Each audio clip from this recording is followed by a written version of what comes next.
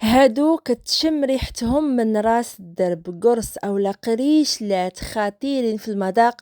كيجيو هشاش وسريعين في التحضير، بدون زبدة وبدون تعقيدات، من أروع ما يكون الصراحة. واحد اللذة فيهم، واحد اللذة يا سلام. كما قلت لكم، النهار غادي ديروهم راه من راس الدرب كتشم الريحة ديالهم. شوفوا كيفاش كيجيو هشاش. نبداو على بركة الله، بسم الله. غادي نبداو بيضة واحدة، من بعد كنضيفو نصف كأس من السكر. كناخدو بالقياسات، بكأس بقياس 150 مليلتر. كنضيفو كيسين سكر بنكهة زهرة البرتقال ولا السكر بالنكهة ديال الزهر. كنضيفو كما قلت لكم كيسين. ومن بعد غادي نضيفو هنايا عندنا حبة حلاوة، وعندنا كذلك النافع. كنعملو، انا عملت ملعقه كبيره وصدقوني جاو روعه. وكنحتاجو كذلك السمسم اولا الزنجلان، يعني الشمر واليانسون و الزنجلان. اذا هنايا ولا السمسم. هنايا غادي نسخنوهم على النار، ماشي كنحمروهم، غير كنصهدوهم. وغادي نجيو على بركه الله، غادي نعملو كأس ونصف من الحليب. غنعملوه على النار باش كيدفى، غير كيدفى يعني ما يسخنش. صافي كنخلطو هذيك البيضه مع السكر، والسكر بنكهه ان فانيلا، كنخدموهم شويه مع بعضهم. من بعد غادي نضيفو ليهم الحليب الدافئ اللي سخنا على النار، وغادي نحركوه كذلك. من بعد غادي نجيو وغادي نضيفو الزيت. عندنا نصف كأس من الزيت، ما يعادل 75 مليلتر، يعني نصف كأس ديال العنبة. انا هاد الكأس اللي خديت به هو نفسه ديال العنبة، نفس القياس. وبعد ما صهدنا هذاك حبة حلاوة والنافع والزنجلان، كنضيفوهم للخليط وكنخلطو. ومن بعد غادي نضيفو خميرة الخبز، عندنا ملعقة. وكنضيفو كذلك خميرة الحلويات بيكنج باودر من وزن 8 غرام. وكنحركو هاد المكونات مع بعضهم حتى كينسجموا. هنايا ممكن تستمروا العجن باليد، انا غادي نعجن بالعجانه. فغادي نخلط هاد المكونات جيدا حتى تنسجم لينا كلهم، يعني بالخميره ديالهم، بالخميره ديال الحلويات. وغادي نبداو في اضافه الدقيق بشكل تدريجي، وحنايا كنعجنوا سواء باليد ولا حتى كنحصلوا على عجينه اللي كتكون متماسكه وكتكون لينه. كما لاحظتوا معايا، ضفنا الكأس الاول. صافي الكأس الاول بعد ما دخلناه في العجينه، غادي نبداو في اضافه الكأس الثاني، وهذا الكأس الثالث. دائما كما عودتكم في وصفاتي، غادي نعطيكم الكميه المضبوطه ديال الدقيق، هكا باش الاخوات المبتدئات الا جربوا الوصفه تنجح لهم 100%. اذا وهذا الكأس الرابع. صافي كنبقاو نضيفو بشكل تدريجي، خصوصا الكأس الرابع، لاننا نقدروا نحتاجوه كله، نقدروا نحتاجو كميه قليله، لكن انا راه غنحتاجو كله. يعني صافي كملت داك الكأس الرابع، وها هو القوام ديال العجينه. كما قلت لكم راه كتبقى لينه، يعني كتبقى شويه كتلتصق باليد.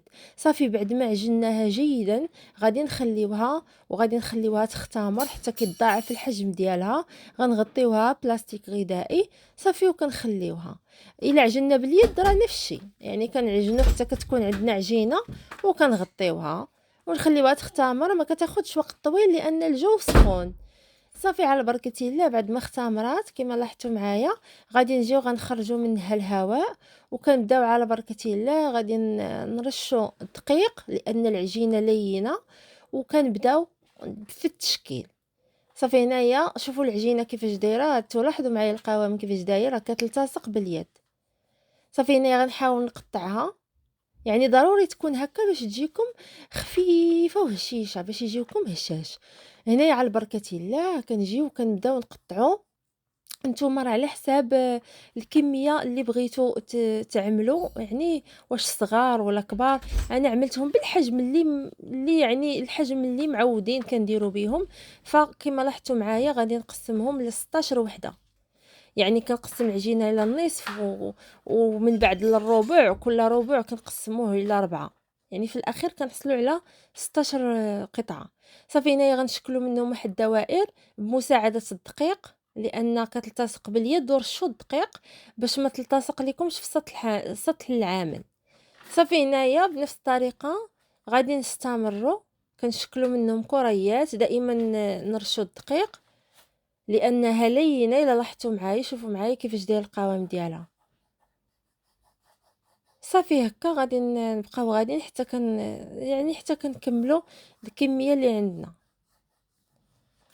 من بعد ما كملناها غادي نجيبو صفيحه ديال الفرن اللي غادي ندهنوها بالزيت، ومن بعد غادي نوضعوا فيها. هنا دهنوا بالزيت اولا تفرشوا بورق الطبخ، ولكن حتى ورق الطبخ انا كندهنوا لان كيكون بعض المرات يتباع نوع غير جيد، يعني لو وضعنا فيه مثلا شي حاجه كتلصق، من الاحسن دهنوه.